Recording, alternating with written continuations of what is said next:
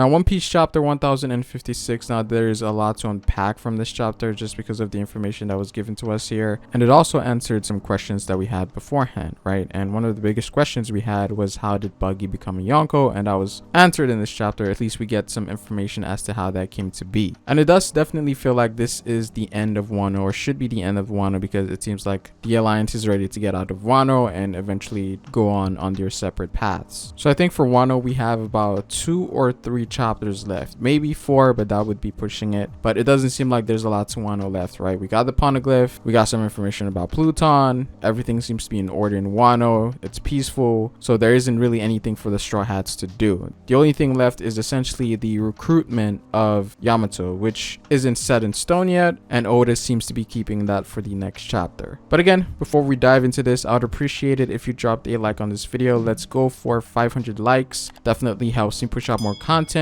Also, hit the bell if you want to get notified for future videos, and subscribe if you're new here. But let's get on to this chapter. Now, first things first, let's talk about Cross Guild, because this is easily the most interesting part of the chapter, and I would say the most important as well, because we do get reasons as to how Buggy became a Yonko and how a select few individuals made this possible. Now, again, we don't know the in-betweens as to how this came to be, but we do know the end result, right? And that was Buggy becoming a Yonko, and it is a very interesting choice from Oda, right? But here we come to find out that a organization has been created from an alliance, or what I think is an alliance, between Mihawk, Crocodile, and Buggy. And this organization is called Cross Guild. Now, this is massive because we always wondered what Mihawk would do in this situation, right? After the warlords got abolished, and we finally get some answers here. And apparently it seems like he joined or created this group alongside Crocodile and Buggy. Now, what's also very interesting to point out is that Buggy seems to be the spearhead of all this, even though more than likely this is an alliance with them as equals, right? But again, because of Buggy's track record of him being related to notable figures in history, being a part of Roger's ship, the Pirate King's crew, him being brothers with Shanks, Buggy has a lot of reputation in his name, right? So it makes sense for the world government to view him as the ringleader in all of this because of his ties to these notable figures. So the world government more than likely bolstered his hype more so than the other 2 individuals. So again, this is just things favoring Buggy, right? And even Luffy states in this chapter that Buggy is an idiot, and Zoro does also mention that Mihawk would never go under anyone else, right? So more than likely this is an equal alliance, but the world government perceives it as Buggy being the spearhead of everything based on his track record. So again, this is a very interesting group because again, we do learn that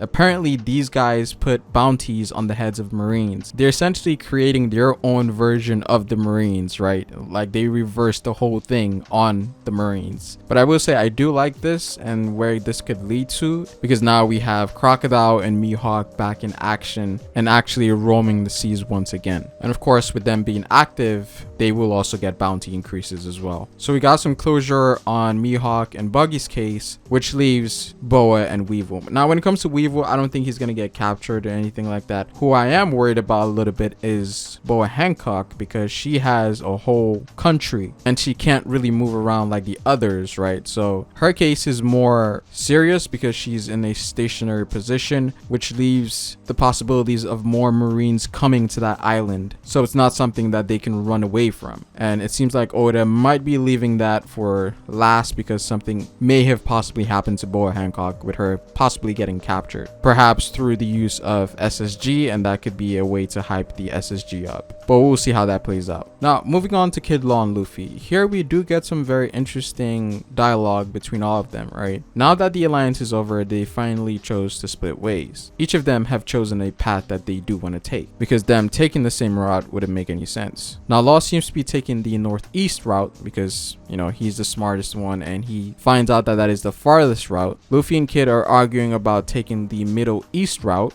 and it eventually comes down to them doing a draw in which Luffy loses, and so Kid taking the east route while the Straw Hats will be taking the southeast route. Now, none of these routes are necessarily wrong because these are the destinations that the log poses are pointing towards, so naturally one would come to these places that each of them are going, but what they will encounter on their journeys there will more than likely be different. I'm actually curious as to where the Straw Hats will be moving on to next. A lot of people were saying Elbaf, which will more than than likely be a destination, but might not necessarily be the next one. And one of the other destinations that was talked about in one of the Laugh Tale volumes was Vera, and this was an island that Nami mentioned beforehand in the pre-time skip.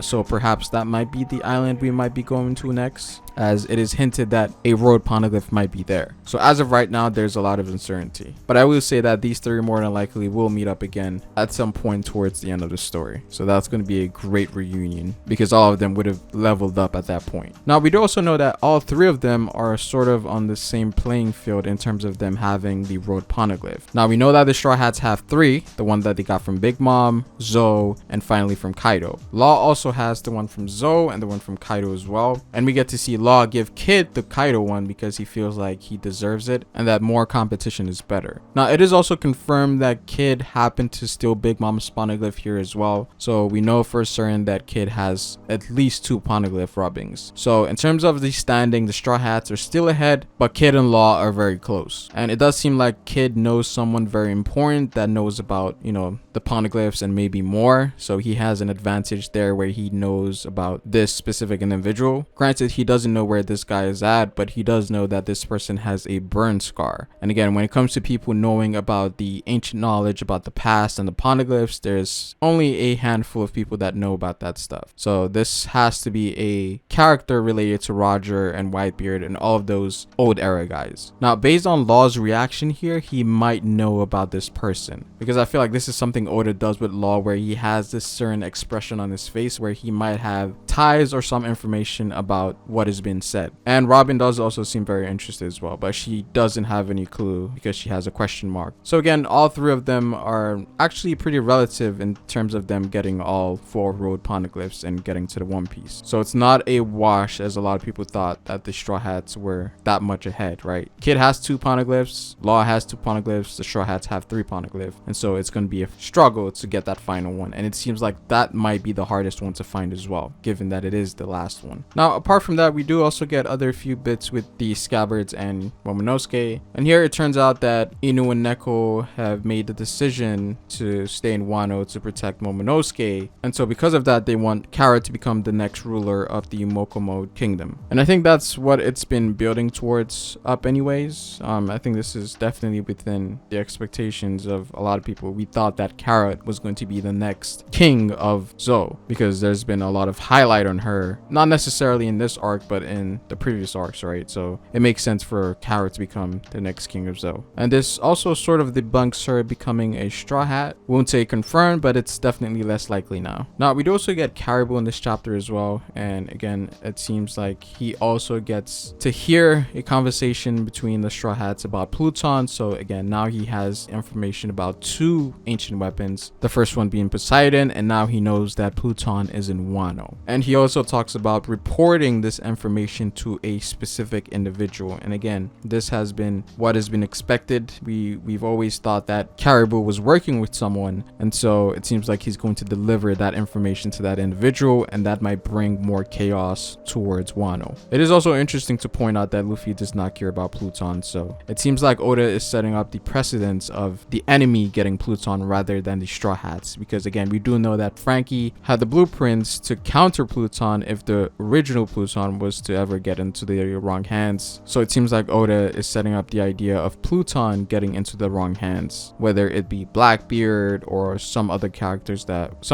we don't know. Now we finally end off the chapter with Yamato saying that she's going to go to where Luffy and his crew are and essentially join his crew, but there might be some conflict here because again Luffy likes individuality, and we know that Yamato is hell-bent on this Odin persona, right? So that's something that might come into play here with Luffy not allowing her to join, or maybe she has to go on a journey to find herself. But again, given that the Straw Hats are literally about to leave, it's obvious that they haven't acknowledged her as a crewmate yet. So this could be a parallel to Odin joining Whitebeard's crew, in which he had to go through some trials before actually becoming a member of the Whitebeard pirates. So I think that's a similar thing's gonna happen here with Yamato, in which Luffy is gonna reject her at first, but maybe once she overcomes these trials, then Luffy might actually invite her to the crew. But again, the Odin persona is definitely something that's going to come in conflict here. And again, you never know. Oda subvert expectations every time. It looks like Yamato is going to join here, but something might happen here. And again, based on what the anime director said, that Wano is going to have a twist at the end of the arc, that might come into play here, right? And that might stop her from joining the crew. Again, this is all speculation. Take this with a grain of salt, but again, you have to think about all possibilities right now, because right now it seems too obvious, right? So we'll see what happens. But that is pretty much it for this video, guys. I would appreciate it if you guys dropped a like on this video. It definitely helps me push out more content. I do also have members activated, so if you do want to join the squad and support the channel, definitely check that out. There are some perks and rewards for those that do join. But again, comment down below what you guys think. Subscribe to the channel. You can follow me on Twitter at first base. But it is fair, guys, and I will see you folks later. Peace.